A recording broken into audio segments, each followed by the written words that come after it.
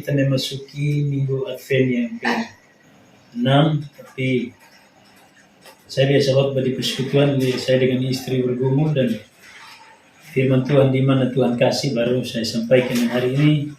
Tadi doa firman dan Roh Kudus karuniakan ada 7 ayat dari pertama Petrus.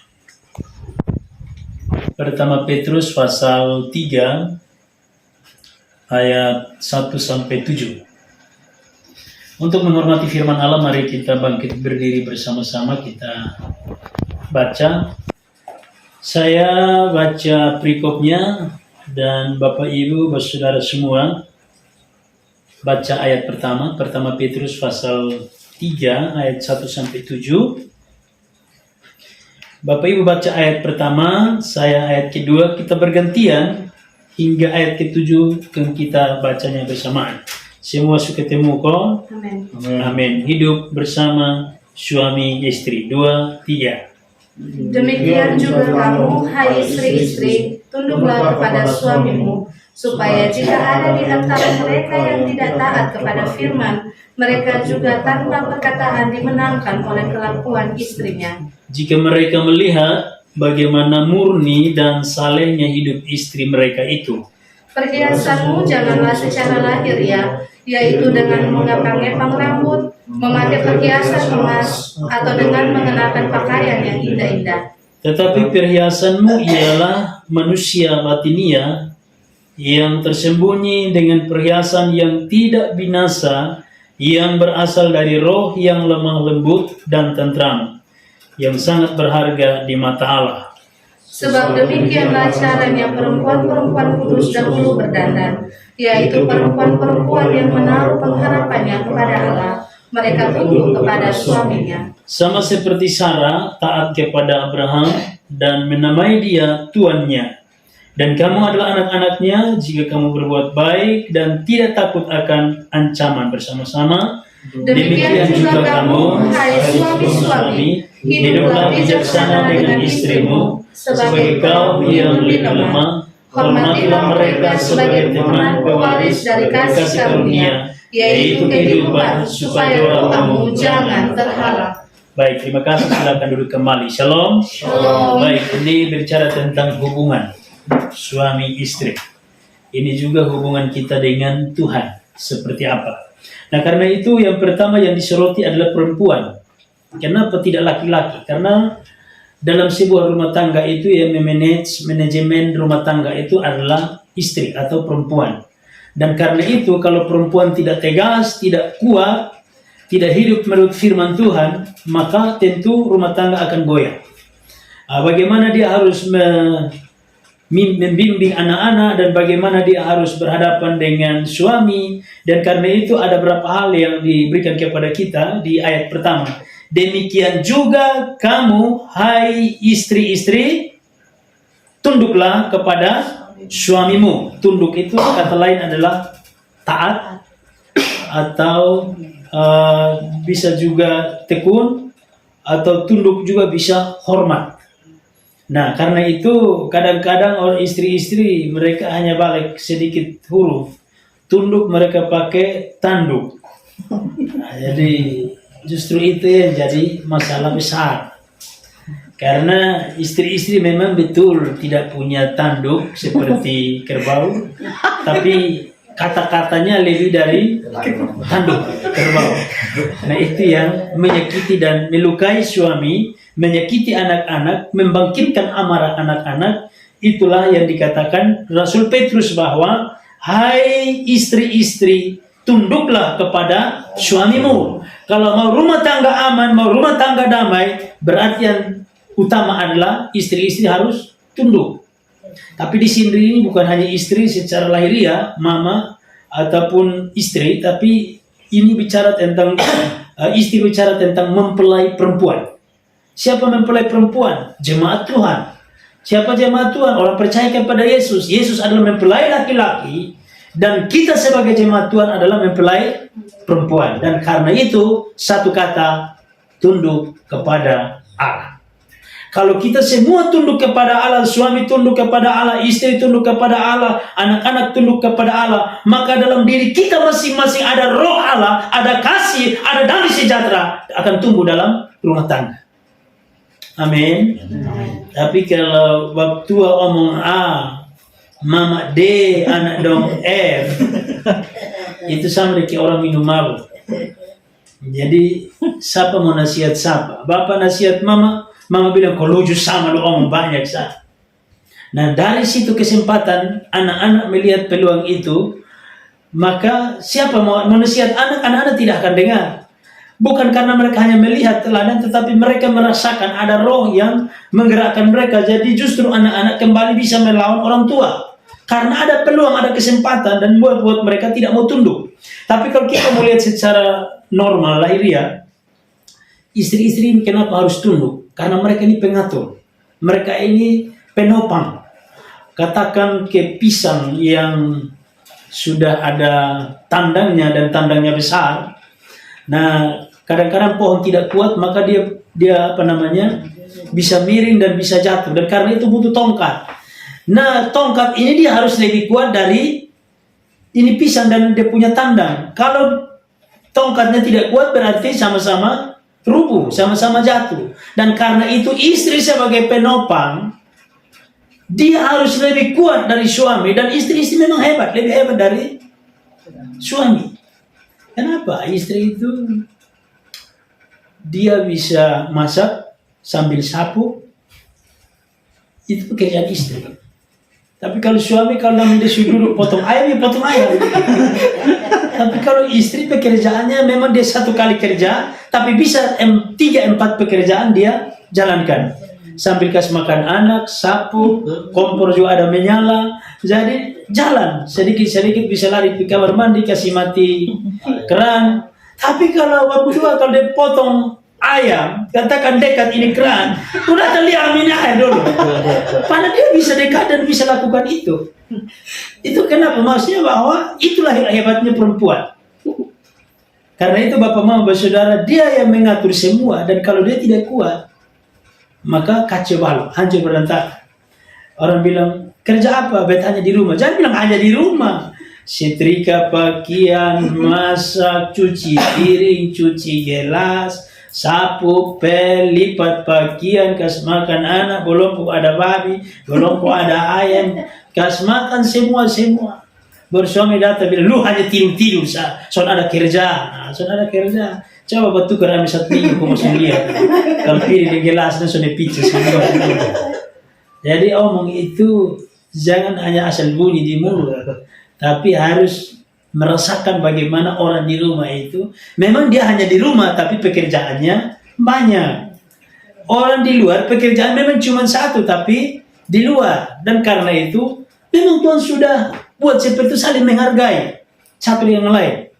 Karena itu Bapak Saudara, tunduk itu maksudnya bahwa di saat suami kerja di luar, dia pulang datang dengan bawa emosi, tersinggung, marah, panas hati, maka dia datang akan meledak. Itu maksudnya apa? Dia lampiaskan yang di sana yang tidak sempat dilampiaskan, maka sampai di rumah istri adalah tempat untuk dia curhat, tempat untuk dia meledak, tempat untuk dia sampaikan semua beban masalah. Tapi waktu di kantor begini, kalau kenapa kerja pulang datang mengamuk.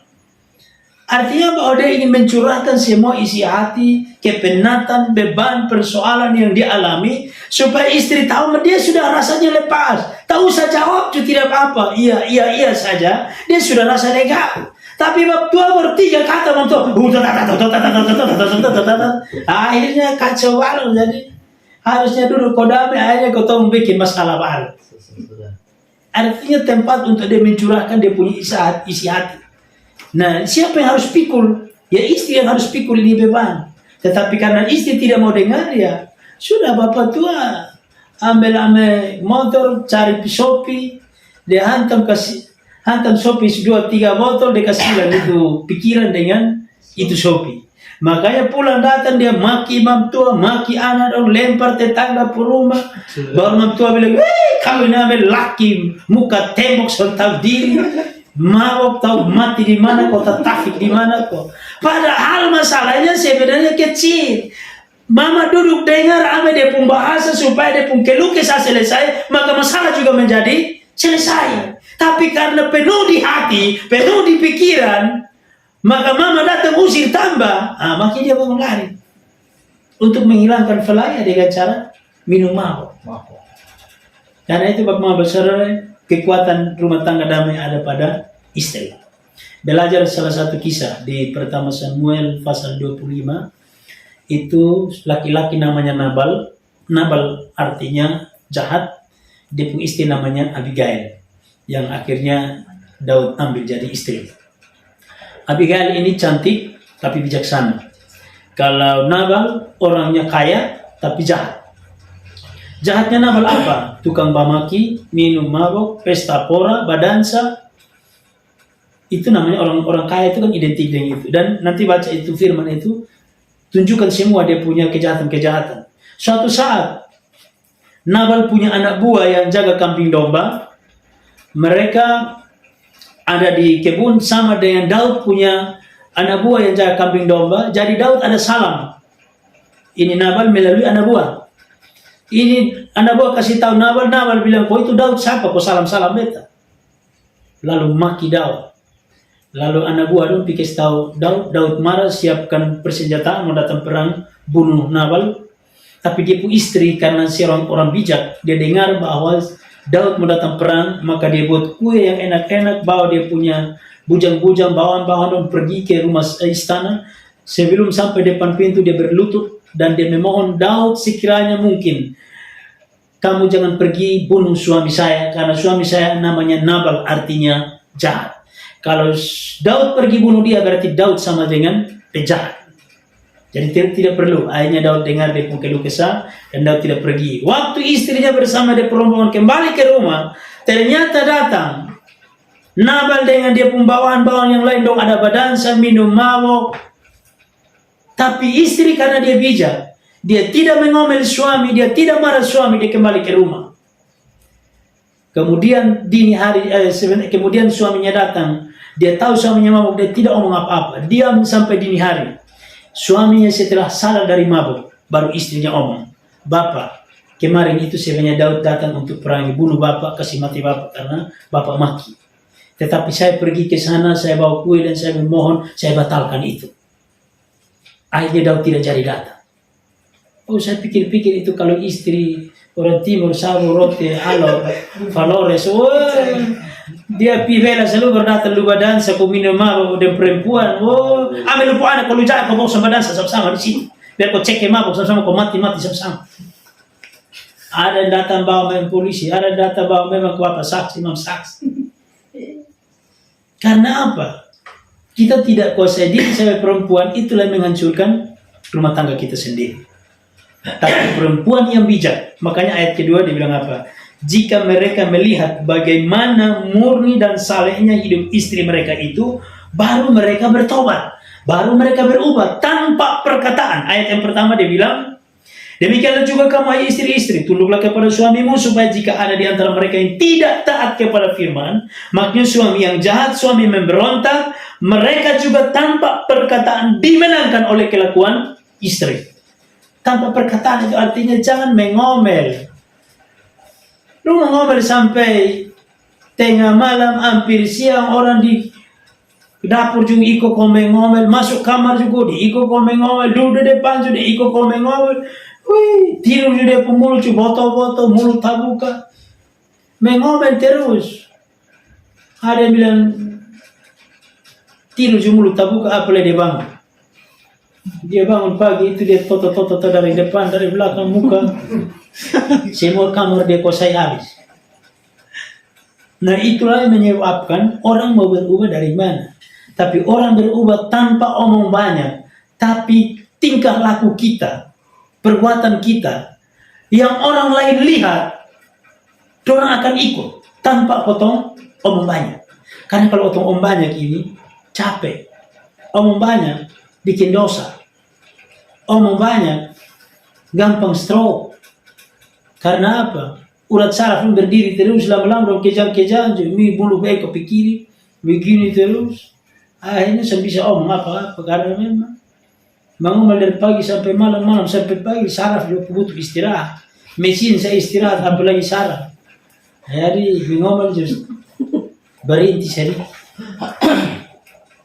Betul, ini firman ini ingatkan kau supaya bukan hanya isi mengomel, waktu orang juga ada yang mengomel, maki, kutuk, usir. Jangan akan menyelesaikan masalah. Karena itu Bapak Saudara dikasih berkata Tuhan. Yang pertama, istri itu harus tunduk. Yang kedua, hidupnya murni dan saleh, artinya ada keteladanan. Yang ketiga, dia tidak boleh pakai perhiasan yang menjolok. Perhiasan itu bukan tidak boleh, tapi maksud Rasul Petrus itu satu. Ayat yang ketiga, perhiasanmu janganlah secara lahiriah, yaitu dengan mengepang-ngepang rambut.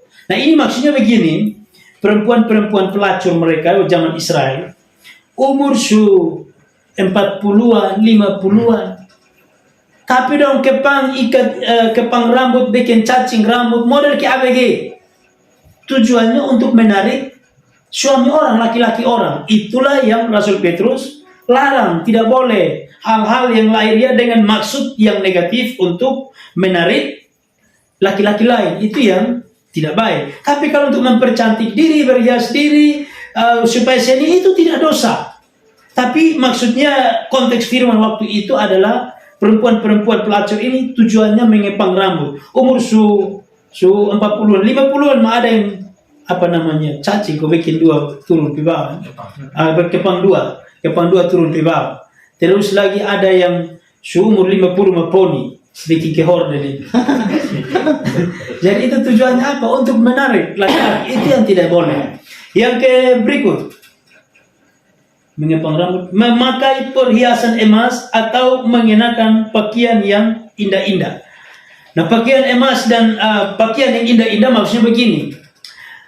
Perempuan-perempuan pelacur ini, mereka itu banyak pakai pakaian yang mahal-mahal. Mereka tidak pakai rombengan. Mereka tidak pakai yang beli di dunia mall dengan di pasar Iblis. Tapi mereka beli di butik-butik, bahkan juga di Lipo yang mahal-mahal. Kalau di Kupang ya Lipo, tapi sebenarnya kalau di Jakarta ya itu masih di bawah dari standar lain. Itu pakaian yang mahal-mahal. Tujuannya untuk apa? Kelihatan mereka itu mewah, kelihatan mereka itu cantik-cantik, bahkan juga ada yang cincin, ada yang gelang, ada yang kalung menyolok, anting-anting begitu menyolok. Kelihatan mereka itu mewah, tapi tujuannya adalah menarik laki-laki. Nah, tujuannya apa? Untuk kalau mereka pakaian mewah, kelihatan mereka cantik, maka semakin mahal dong punya harga. Nilai mereka itu mahal. Jadi nilai mereka itu bukan diukur dari wibawa hidup takut akan Tuhan, tapi diukur dengan hal-hal lahiriah. Kalau pakaiannya bagus, maka penawaran bagi dia juga harus mahal. Tidak gampang. Nah, karena itu Bapak-Bapak Saudara, itu yang tidak disukai oleh Rasul Petrus. Maka sampaikan kepada jemaat Tuhan, para perantau, supaya jangan selain bikin rambut seperti cat. Sekarang istilah cat rambut. Orang bilang kalau cat pirang, nah itu janda. Padahal belum tentu janda. Tapi mau kelihatan seni, cat. Ada yang tato. Nah, tato untuk menarik orang. Itu juga sebenarnya tidak baik. Hal-hal lahiriah itu tidak mendatangkan keuntungan apa-apa. Tapi justru menjadi bahan fitnahan dan olokan untuk orang lain. Karena itu yang diinginkan oleh Rasul Petrus adalah tetapi perhiasanmu, ayat yang keempat, ialah manusia batinia yang tersembunyi, yaitu perhiasan yang tidak binasa yang berasal dari roh yang lemah lembut. Artinya lawan dari kata tadi, banyak kata, cerewet, omong banyak, lebih lemah lembut. Lemah lembut itu bukan suaranya yang lemah, tidak. Lemah lembut itu artinya berpengertian, bisa menerima keadaan orang lain. Anak belum cuci piring, sudah lewat jam, tapi karena sebagai ibu yang lemah lembut, dia cuci tapi dia ingatkan nanti kemudian kamu harus cuci, karena itu tugasmu, kamu belajar, besok-besok kamu punya rumah tangga. Kalau kamu tinggal dengan orang lain, orang akan atur kamu, kalau kamu tidak cuci nanti akan begini. Itu namanya lemah lembut, menuntun orang untuk ke depan dia bisa mandiri. Tapi kalau mama-mama lain, kalau sudah terlambat ini dasar perempuan sebentar lu cek ya di Tempuru ya. Suruh dari tadi jam 4, jam 5, jam 6 lu sudah tahu cuci. Dasar perempuan bodoh lu kau ini tuh lu laki akan cek ke selalu mentopusi selalu Dasar perempuan bodoh model kedo. Nah ini kata-kata ini bukan lembu, tapi kata-kata ini menjadi doa, jadi kutuk. Di kemudian hari persis mereka akan alami hal seperti yang dikutuk oleh mama. Karena memang setiap kata adalah doa. Karena itu Bapak Saudara yang dikasih diberkati Tuhan, kenapa ini firman omong panjang lebar tentang mama-mama? Karena memang rumah tangga kuat itu ada di penopang. Tulang rusuk, bukan tulang tusuk. Tulang rusuk artinya melengkapi, tapi kalau tulang tusuk, ya ditusuk pagi, siang, sore, malam, mulu boto, baju boto, apa yang susah, boto, dia macam ikan boto. Mungkin waktu mantua hamil dia itu makan ikan boto, saya tahu berhenti. Makanya anak dong bangun lari ke kos, anak dong kos di sebelah rumah. Kos itu bukan dong sukunya uang sendiri, tapi takut mantua pun mulut ini. Makanya dong kos supaya aman damai. Orang anak-anak yang hidup tidak tenang itu bisa dari rumah tangga juga tidak damai, tidak dapat kasih sayang, tidak dapat perhatian. Ini dong kos itu supaya cari damai. Ternyata bukan damai, narkoba datang, Shopee datang, sabu-sabu datang, pergaulan bebas. Makanya hidup tidak tenang. Apalagi saya tahu gereja juga rutinitas. Itu setan terlalu banyak muncul. Karena itu Bapak Ibu Saudara, hidup takut akan Tuhan, dia tidak mau butuh, mau gemit, mau Protestan, mau Katolik. Tuhan Yesus datang, dia cari iman kepada Yesus. Itu yang menyelamatkan kau. Karena tembok gereja Protestan, Katolik, GBI, GSJA hanya ada di dunia. Tapi di sorga tidak ada merek gereja. Karena itu carilah Tuhan selagi ia berkenan ditemui. Ayat kelima, sebab demikianlah caranya perempuan-perempuan kudus dahulu berdandan, yaitu perempuan-perempuan yang menaruh pengharapan kepada Allah, mereka tunduk kepada suaminya. Artinya taat. Ada yang bilang begini, papono, bab tua summa boklai, son kas beta betul dia persetan dulu, belisa belum lunas, model begitu persetan dan dia. Belisa masih utang sampai anak su 4, selama anak menikah belum bayar, mau bagaimana begitu. Saya bilang ini firman Tuhan. Firman Tuhan bilang apa? Tunduk dalam segala hal, tapi pakai hikmat untuk menyelesaikan. Seperti siapa tadi ini? Abigail. Dia lihat suaminya mabuk, dia tunduk, ikut sah. Tunggu kau mabuk lewat, baru dia omong. Ini sonde waktu masih mabuk, mau dia caci maki dari pagi sampai malam. Dasar keturunan ulat beludak, beta pemalas kawin dan model dulu beta tahu kawin dan beta mantan daripada ikut lu hidup sengsara, so pernah kasih beta uang mabuk lagi, judi lagi, sengsara minta ampun. Laki so tahu gereja, so tahu diri lempar orang ke rumah, bikin malu kotong. Nah, mau juga ini kan setan, ini om dari setan, om dari orang gila, om sampai rumah bagus juga, setan sudah akan berubah. Tapi orang kalau bijak, orang bijaksana, lepaskan dia mabuk di situ. Dia tidak peduli, karena kita om dari orang mabuk percuma. Kalau saya punya persatan, waktu di Rote Manleo, jadi pas pulang mabuk jam 2 dini hari. Mantua ambil kayu ko hantam dia di belakang ini sampai babak belur, pukul. Dia bilang, besok jangan kasih tahu kalau Susi pukul. Taruh dia di belakang, jadi dia tahu itu pasti dia sakit, dia ingat pasti dia ada jatuh, tapi dia tidak tahu pukul. Karena kalau dia normal pukul dia, baru 1 kali, dia sudah 5-6 kali. Tapi kalau dia mampu hantam dia pakai kayu, pukul saya besok ini memang luka, dia tahu saya tadi malam mabuk, dia jatuh kok dia begitu. Itu bukan hikmat, itu bodoh itu. Karena melukai seperti itu, besok-besok dia juga akan dilukai. Nah, kita kembali kepada firman Allah. Sama seperti Sarah, ayat 6 ini memberikan 5-6 memberikan contoh. Sama seperti Sarah taat kepada Abraham dan menamai dia tuannya. Jadi Sarah panggil dia pun suami Tuhan. Dari kalau istri-istri dong panggil suami Tuhan, mari makan. Tuhan silakan minum kopi. Nah kalau yang biasa panggil Tuhan masih banyak. Kalau tiba-tiba orang panggil Tuhan, mari makan, pasti waktu bilang minum Tuhan, ada minum ame apa Tuhan. Semua waktu panggil beta Tuhan. Biasa panggil hoi Tuhan bangka, tuli, mari sudah kau minum. setan. Gendut, mari kau minum sudah. Tapi tiba-tiba Tuhan, sampai dia ada tetangga kau minum apa kau berubah tiba-tiba. Tapi itulah tanda penghormatan, panggil Tuhan. Nah kalau begitu ya dengan sendirinya suami-suami juga bisa panggil istri nyonya. Suami pasti istri juga senang. Oh berarti dia punya ini kelemahan di sini, harus panggil dia Tuhan, dia panggil beta nyonya. Bet panggil dia setan, dia panggil beta Pontianak. Jadi tergantung dari istri. Sekarang yang menentukan adalah istri, karena dia ini tulang punggung, bukan tulang punggung, dia ini penopang. Jadi rumah itu kuat karena memang dia punya tiang-tiang ini memang kuat. Dia pun beton dong ini kuat. Kalau tidak kuat ya dia rubuh saja. Karena tidak ada kekuatan yang menopang. Nah, yang terakhir, tadi kan ibu-ibu ini dari ayat 1 sampai ayat 6. Ibu-ibu memang 6 ayat memang puas memang. Ini mungkin banyak orang, jadi memang harus 6 ayat. Laki-laki cuma 1 ayat sah. Kita baca sama-sama ayat 7, 2, 3. Demikian juga kamu, hai suami-suami, hiduplah bijaksana dengan istrimu sebagai kaum yang lemah. Hormatilah mereka sebagai teman pewaris dari kasih karunia, yaitu kehidupan, supaya doamu jangan terhalang. Yang pertama adalah bijaksana. Bijaksana, bijak sini, bijak situ, bijaksana.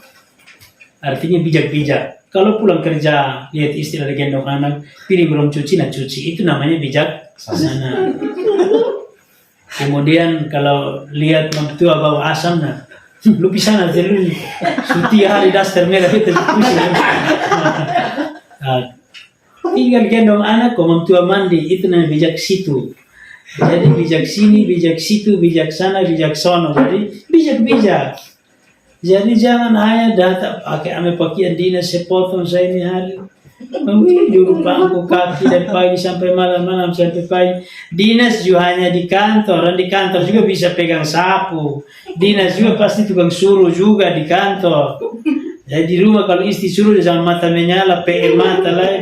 Beta baru pulang dari kantor ini. Kalau kantor juga ada apa juga kalau semua juga bisa kerja kantor, tapi Tuhan kasih kotong posisi masing-masing untuk saling melengkapi. Amin. Itu namanya bijak. Nah anak-anak dong juga jangan hanya tahu makan sah. Cekep, bangun jalan, datang lagi buka pakaian kotor, buang di situ, jalan lagi, tidur sampai bantal di sana, ngiler sampai bau busuk di situ, bangun jalan. Pikir mama ini pembantu di rumah kok. Itu orang tua yang perlu dibantu. Bersih memang. Lu masuk dalam suami istri tidak mengomel. Kalau tidak masuk dalam rumah tangga, istri, dasar laki-laki dulu ketemu lu wangi 5 meter lu suwangi, lu rapi ini minta ampun, ternyata lu mama yang kerja sih. Lu hanya datang ketemu beta lu pakai necis minta ampun, lalat susahnya ada hingga tahu-tahu lu mama yang setrika pakaian, cuci pakaian, lu baru cuci anak pun lo saya lu mengomel minta ampun.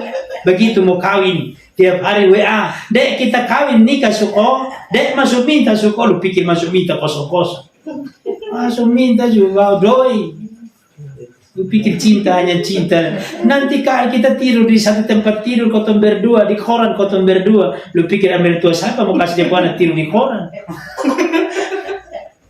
Sana ada dia anak mau tidur di koran. Dek aman sadar nanti dalam pisang juga yang penting ada damai untuk kita berdua. Walaupun kata puisi buang, gimana orang sudah terima itu puisi. Puisi omong kosong putar balik. Lu pikir nikah itu makan puisi? Nikah itu bukan makan puisi, makan nasi. Makanya sebelum ada modal jangan makan fifiti, makan dok.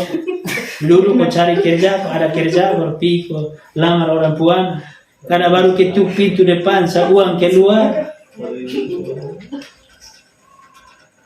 Karena itu Bapak Saudara, mari kita lihat anak muda juga jangan suka melawan orang tua. Firman Allah bilang mau umur panjang dan bahagia, 1, taat, hormati ayah dan ibu. Dia orang tua kandung dia pernah hormati, makfafiti, makdadoto, melawan keras kepala batu, pernah rabas piring sendok, mapidi calon mertua, dia kas makan babi dia cuci piring, ipar pun celana dia cuci. Setal dari mana masuk sama dia kok. Dekorasi ini. Sampai mertua geleng-geleng kepala. Nona lu terlalu bagus. Lu cari laki-laki bagus. Siram sayur, kas makan babi.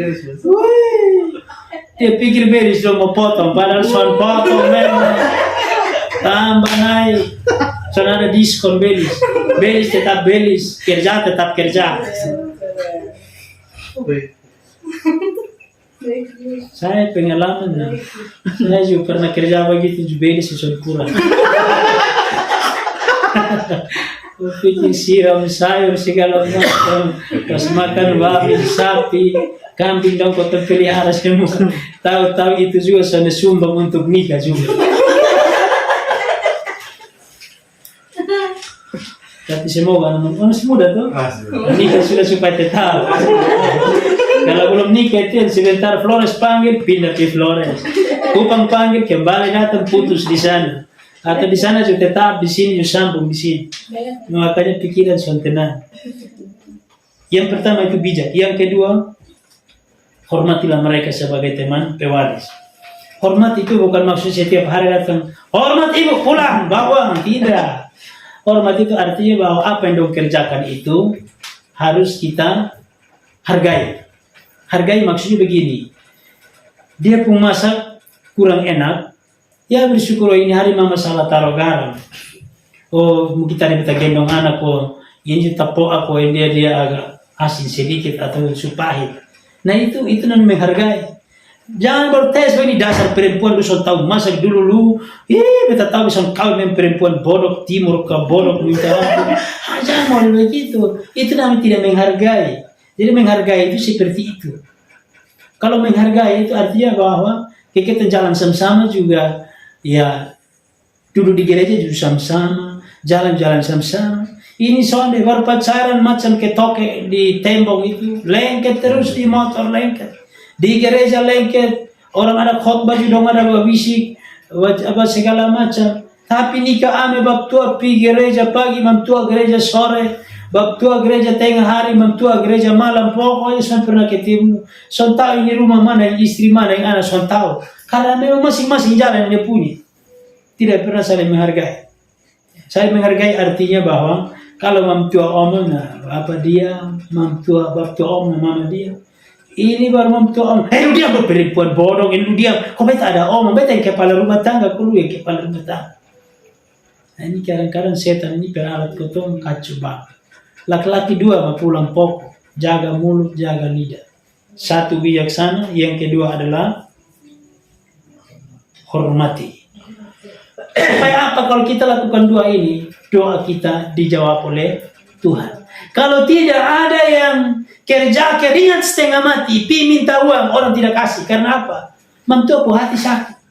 Karena bab tua dapat doa hanya minum mabok. Bab tua dapat doa hanya jalan sana sini sembunyi uang. Uang 2 juta dia bilang 1.700.000, 300 disembunyi.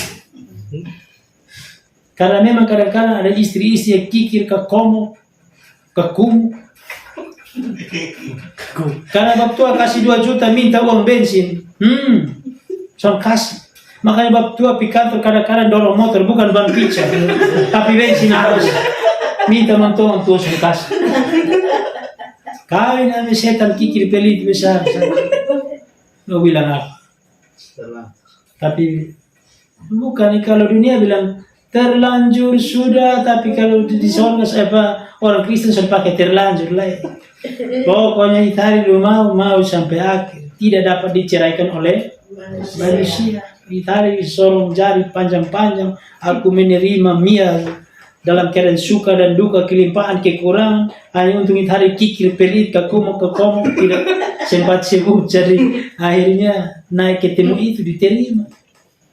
Kecuali Islam kalau begitu ya, dia cerai, dia tambah lagi, bukan cuma cerai, minta tambah, nikahlah, yang penting adil untuk kebutuhan ekonomi cukup. Kita Kristen tidak, 1 sampai mati. Tuhan Yesus memberkati. Amin. Mari kita tundukkan kepala, kita berdoa. Bapa di sorga, dalam nama Yesus kami bersyukur buat kebenaran firman Allah. Kami sungguh sangat bersyukur karena Kami adalah orang-orang yang berharga ditegur oleh firman Allah. Kami dinasihati oleh firman Allah. Karena orang yang dikasihi, ditegur, dihajar supaya hidup kami makin lebih baik seturut dengan kehendak Tuhan. Bukan apa kata manusia, tapi kata firman Allah. Kata firman Allah lah yang menjadi standar untuk kami teladani dan ikuti. Roh Kudus menolong kami, baik hamba menyampaikan dan yang mendengar supaya kami menjadi pelaku firman Allah. Terpujilah nama